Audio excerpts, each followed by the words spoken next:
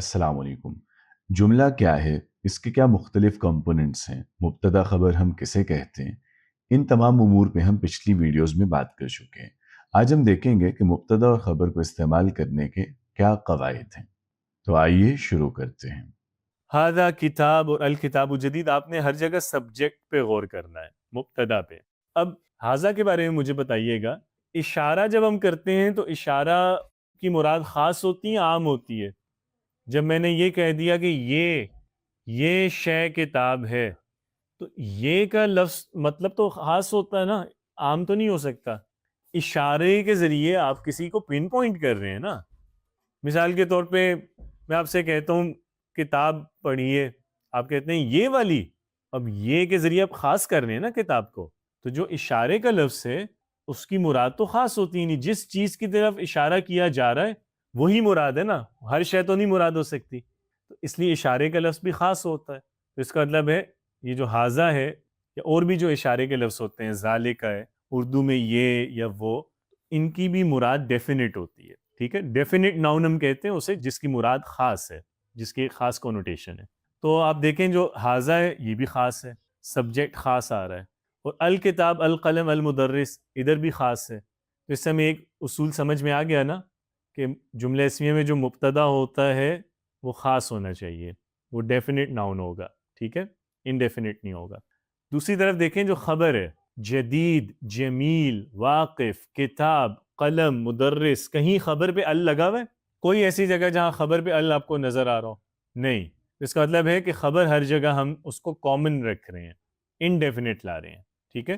یہی جو definite noun ہے اسی کو ہم اردو عربی میں معرفہ بولتے ہیں، اور جو انڈیفینٹ ہے اس کو اردو عربی میں نکرہ بولتے ہیں۔ تو اس سے ہمیں ایک اصول اور سمجھ آ گیا۔ پہلے ہم نے جیسے سیکھا تھا کہ جو جملہ اسمیہ ہے اس میں سبجیکٹ یعنی جس کے بارے میں آپ بات کرتے ہیں وہ سٹارٹ میں لاتے ہیں، بعد میں خبر لاتے ہیں۔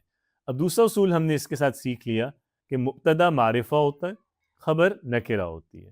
سبجیکٹ کو آپ معرفہ یعنی ڈیفینٹ ناؤن لائیں گے، اور جو خبر ہے اس کو انڈیفینٹ، اس کو نکرہ لائیں گے۔ کلیئر ہو گیا جی؟ آگے چلتے ہیں۔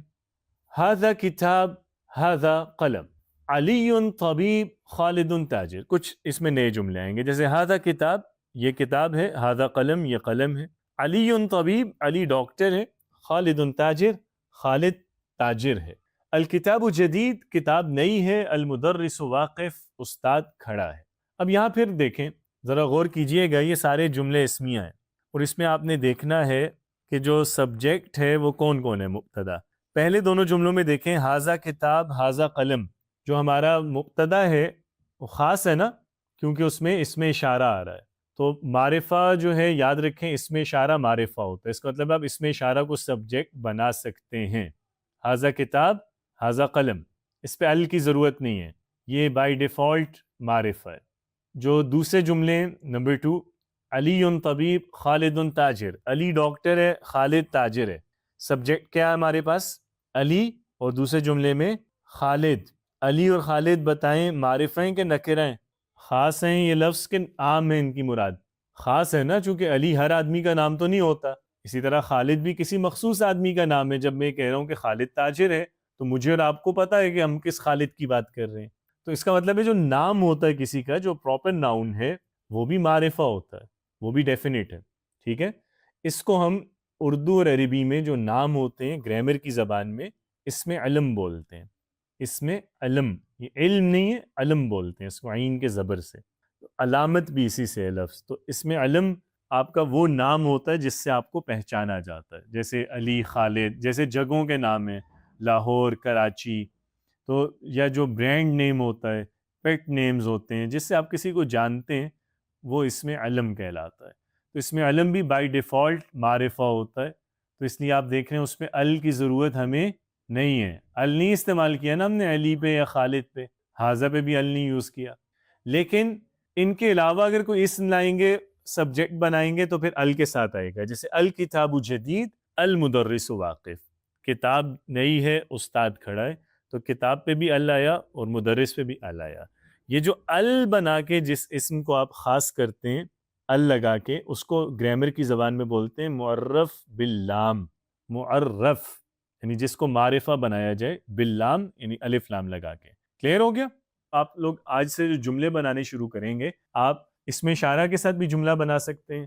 ہاذا کتاب، ہاذا قلم، ٹھیک ہے، ہاذا مسجد، ہاذا بیت، اس میں اشارے کے ساتھ جملہ بن سکتا ہے. آپ ناموں کے ساتھ بھی جملہ بنا سکتے ہیں. خالد طبیب، محمد مدرس، احمد مریض، ٹھیک ہے، عثمان طالب. آپ ناموں کے ساتھ بھی جملہ بنا سکتے ہیں.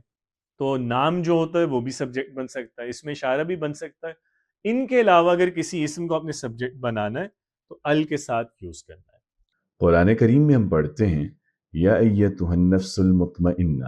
مطمئنہ اور مطمئن، ان میں کیا فرق ہے؟ اس پہ بات کریں گے اگلی ویڈیو میں.